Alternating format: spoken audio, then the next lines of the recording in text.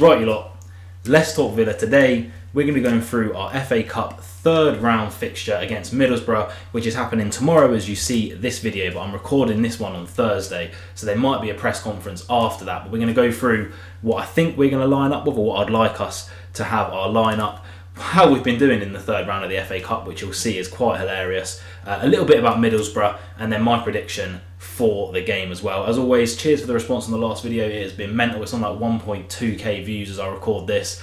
If you are enjoying all this stuff, be sure to like, comment your predictions for the Middlesbrough game, and hit that subscribe button. We're like 40 away from 1.5k, so we can get that by the end of the week. That'll be quality. But we'll ignore all the corporate stuff, the little shelling stuff, the me promoting stuff. Let's get straight into the Middlesbrough game, FA Cup, third round, up in Middlesbrough. What's going to happen? So first thing we're going to do is to go through the Twitter again. I've got the Twitter up. It's going to be scrolling through your screen. 68 followers now. That's like plus 6 from yesterday, the last video. Let's get me to 100. Come on, man. Subscribe. I'll leave the link in the description below for today's poll about today's video. And that is, how many of our Premier League starting 11, so like our general starting 11, would you put in against Middlesbrough? Now, bearing in mind we've been given a 3-day break by Unai, or they were after the Burnley game. Do we need to keep them playing? Of course, the next game's Everton, which is actually a week later, or over a week later, actually. It's next Sunday. Or do we, for fitness, or do we let them rest? And the results of the poll were over 6 Premier League XI-ers, which is what I said, so over like half pretty much, or under, little over-under game.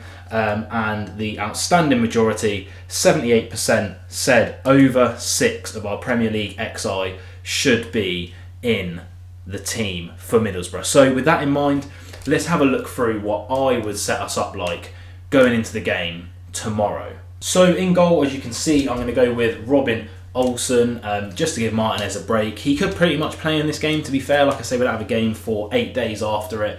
Bit of a toss-up for me, but we need to keep our substitute keeper somewhat fit, I guess, just in case anything were to happen to Emmy. So Olsen goes in for me. Moving over to right back, this one's a bit touch and go. When the press conference comes out tomorrow, this might change, but I put Matty Cash back in. He obviously missed the Burnley game. We don't have a game for 8 days, and he needs to stay fit and get game time under his belt, so I'll probably give him a full 90 to get back into the swing of things, and also to give Konsa a break, because as you can see, I'm not going to have Konsa in the team at all. I'm going to go Longley and Callum Chambers to give pretty much all of our first choice centre-backs, which would be Carlos, Pau Torres and Ezri Konsa, a complete break for like 2 weeks. Let's just let them rest and recover, because they've looked leggy, like pretty much all of our team has over the past 2 to 3 games. And then left back, I think our only option is going to be Moreno, because Dean is still injured. Is he going to do like a madness like he did when he put John McGinn left back? I hope not. Just keep Moreno in there. Like I say, it is a week in between these games, and we can always sub him off in the 60th minute, maybe go to like a back 3 and bring someone else to fill in. On the left, I'm going to keep Jacob Ramsey in from the Premier League, purely because he needs fitness as well. Let's be honest, he hasn't been the Jacob Ramsey that we know and love over the past sort of 3-4 games that he has played for Villa.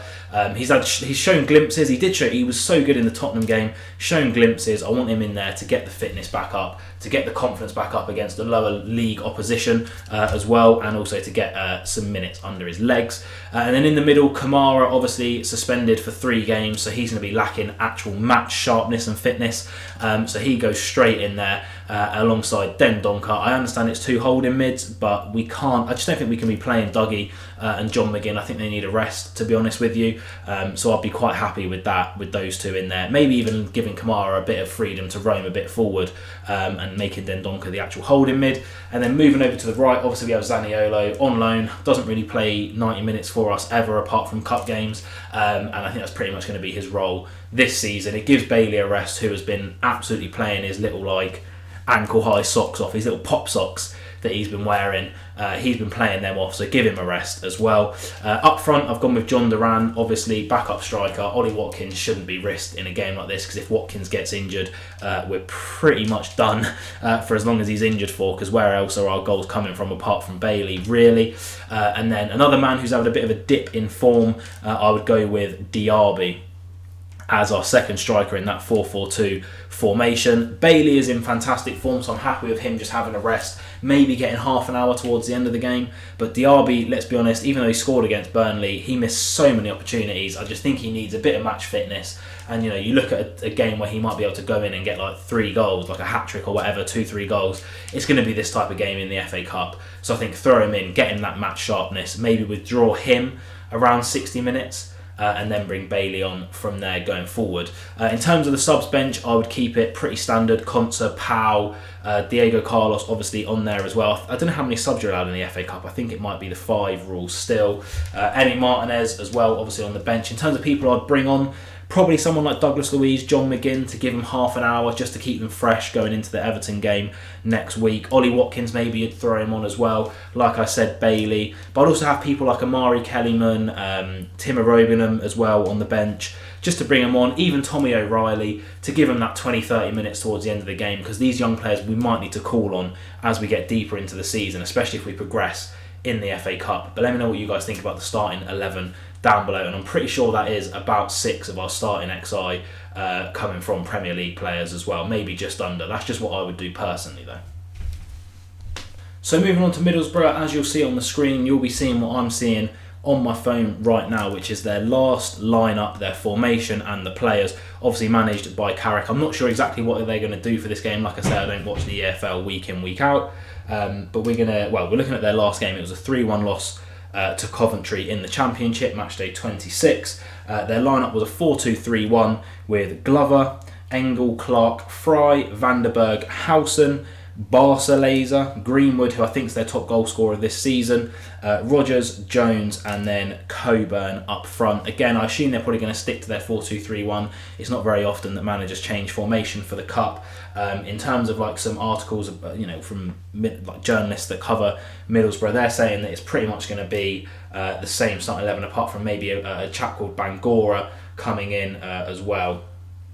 It looks like he's coming in to the defence. So that's how I imagine Middlesbrough will probably play something similar like that. Like I say, this game's a lot more important for Middlesbrough than it is for Villa, as bad as it is to say. Obviously the FA Cup's prestigious, but in terms of resting players, it's going to be the Premier League club resting the players, not the Championship club.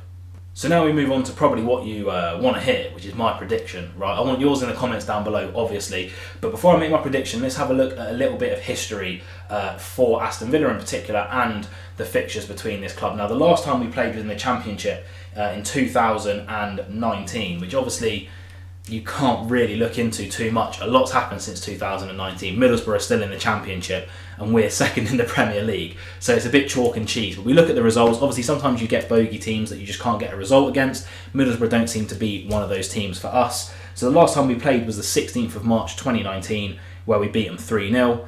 And then we also beat them 3-0 on the 1st of December 2018. And then the time before that was in the playoffs in 2018, where we played them in the semi-final. And we beat them 1-0 and then drew 0-0. And there's not really much else to cry home about. In the League Cup, they beat us 2-0 in 2017. And that's the last time they beat us. But here's an interesting stat before I make my prediction, which is Villa in the third round of the FA Cup.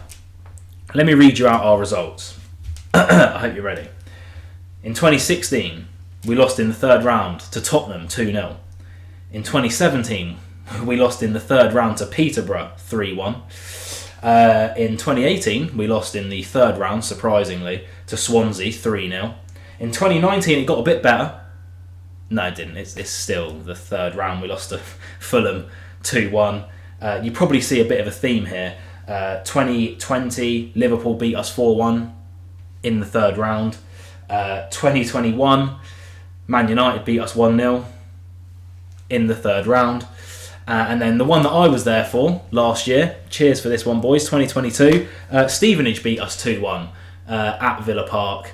I was there for it in the whole end. That was a fantastic game to travel nearly 2 hours to go and see. But that's our results in the last sort of however many years that is, like 8 years? Third round, pretty much, we can't get out of it. But hopefully Unai's the man. Do we want to get out of it is a question that I also wanted to ask down below, or would you rather focus on the Premier League and our European commitments going into the new year? Obviously Europe restarting around March time.